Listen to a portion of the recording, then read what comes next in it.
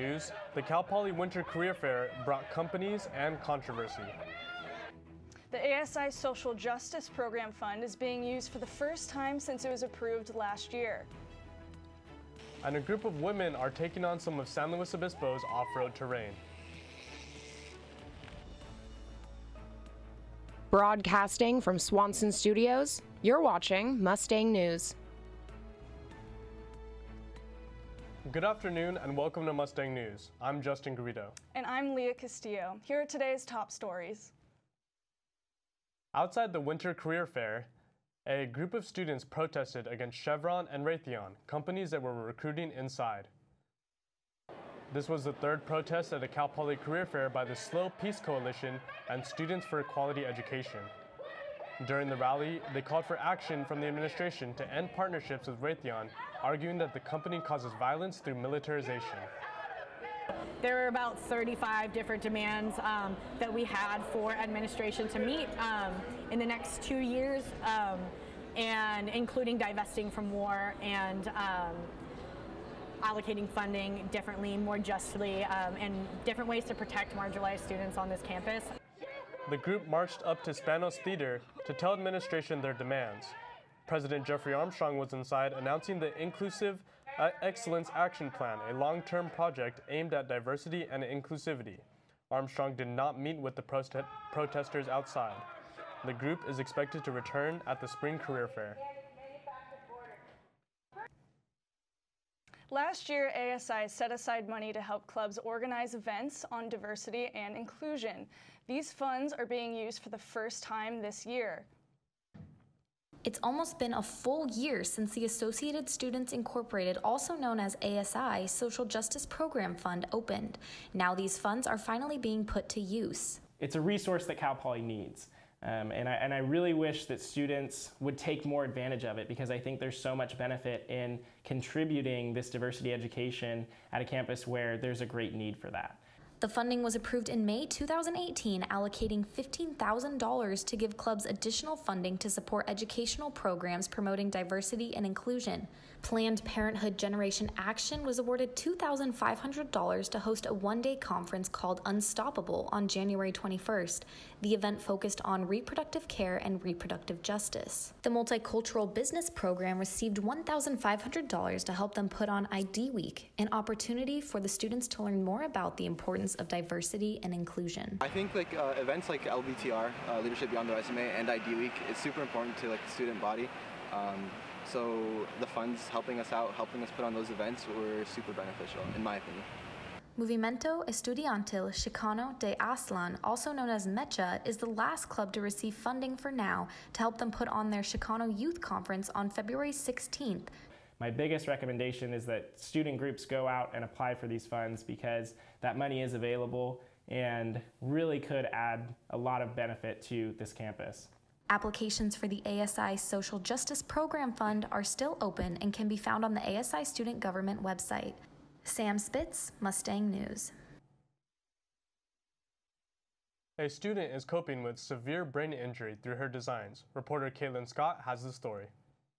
In 2017, graphic communications junior JRose was asked by a few friends to make t-shirts for their upcoming DIY music festival. Without much direction, she started playing around with different fonts and design concepts, yet she didn't expect her designs to become as recognizable as they are today. I had made 80 shirts of that original sub-session shirt that I designed to sell at the event, and sold those out at the event. And then people were walking around on campus in those shirts for the next couple weeks, and people saw them, and word kind of started to get out of what is sub-sessions. That festival became known as the Music Collective Sub-Sessions, and her designs have been plastered across the Cal Poly community ever since. Although her love for art and design wasn't all for fun, after being involved in a bad car accident, Jenny used her art as a coping mechanism. I had a really bad head injury a year and a half ago, and so a lot of this stuff I started doing it on the side because it was one thing that I could do. Since her designs and clothing business started to take off, Jenny created her own brand called JRose Designs, and she's looking to incorporate her label into future Sub-Sessions merchandise.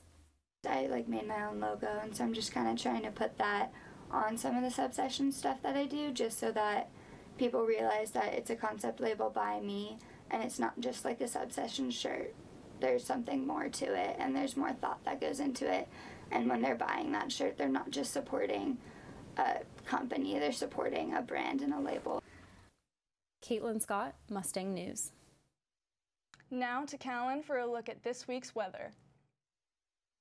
Stick around after the break and find out whether it will rain or shine on the Central Coast. Leaving hot coals improperly extinguished can cause a wildfire. Hey guys, it's Smokey! It looks as if Smokey is going to use the drown, stir, drown and feel technique. After the first drown, a good start. Next, another drink.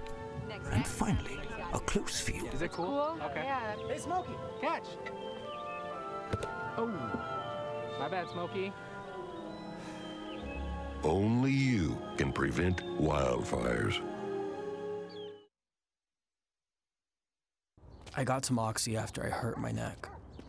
First, I took them to feel better. Then, I just kept taking them. I didn't know they'd be this addictive. I didn't know how far I'd go to get more.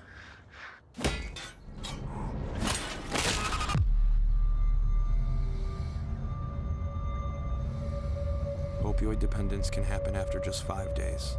Know the truth, spread the truth.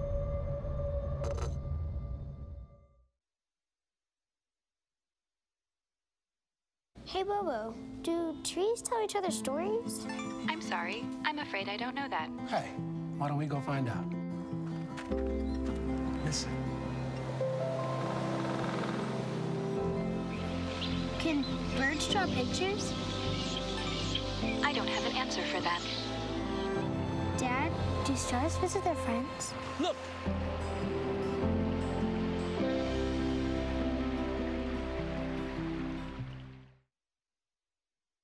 Back from the break, I'm Callan Hallman with your weather update. Today is Monday, January 28th, and we have a sunny day here in San Luis Obispo with a high of 74 degrees and a low of 49 degrees. If we take a look at North County, you'll see it's a little cooler up there, averaging across the board in the mid to high 60s. It's a little warmer in Atascadero, however, with a high of 70 degrees. If we look at South County, more similar to us here in San Luis Obispo, averaging in the low 70s, although it does cool down in Guadalupe and Vandenberg a little more, with highs of 67 degrees and 68 degrees. And if you're trying to head out to the beach today, this is your forecast. Not the warmest day for a beach. As you can see, all the way down the coast, it's averaging in the high 60s, although in Morro Bay, it's a little warmer today with a high of 72 degrees, so that might be your best bet for today.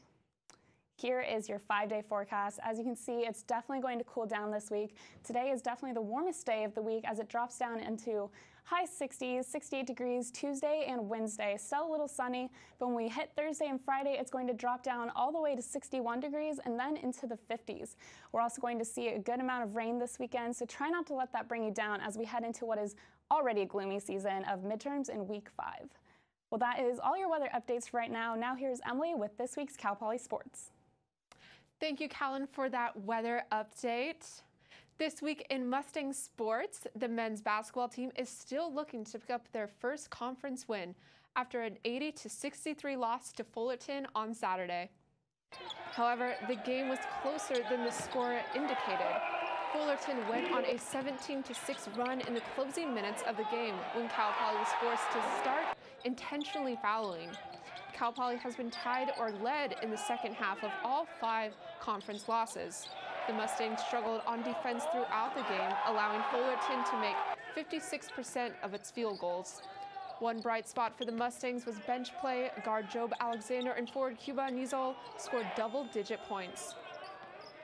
Definitely feel like we're making progress. You know, maybe it's not showing on the scoreboard, but you know, the team, we try to stay together, try to stay locked in, and we can just improve from this. We're on the bottom right now, and there's only a way up right now, so I think that's where we got to go. The team travels to UC Riverside on Thursday and to CSU Northridge on Saturday.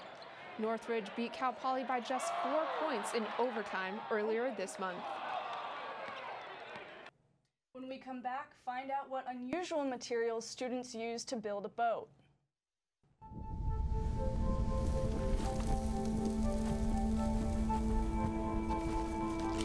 Eva Marie smoked 12,000 packs of cigarettes over 15 years. She quit, and now there's a new lung cancer screening that could save her life. You stopped smoking. Now start screening. No matter how much you smoked, early detection could save you. Talk to your doctor or learn more at savedbythescan.org. I was 0.5 credits away from completing high school, and I didn't do it. My support team never stopped pushing for me to be better because they knew who I could become as a person.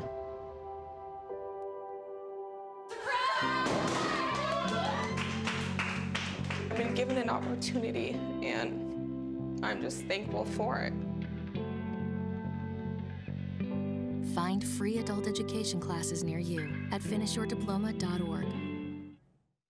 You might think over 100 pounds of concrete would sink in water. The Cal Poly Concrete Canoe team proves differently. Reporter Caitlin Scott brings you more. A concrete canoe might seem like an oxymoron, but Cal Poly civil engineering students are breaking the laws of science and looking to row their way to another national championship.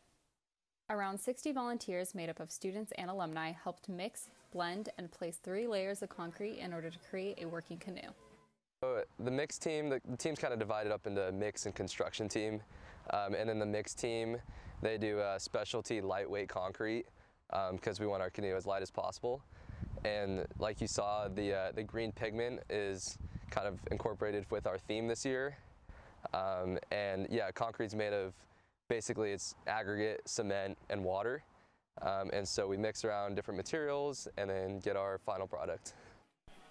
The construction and design process requires months of planning across various teams in order to reach the final product.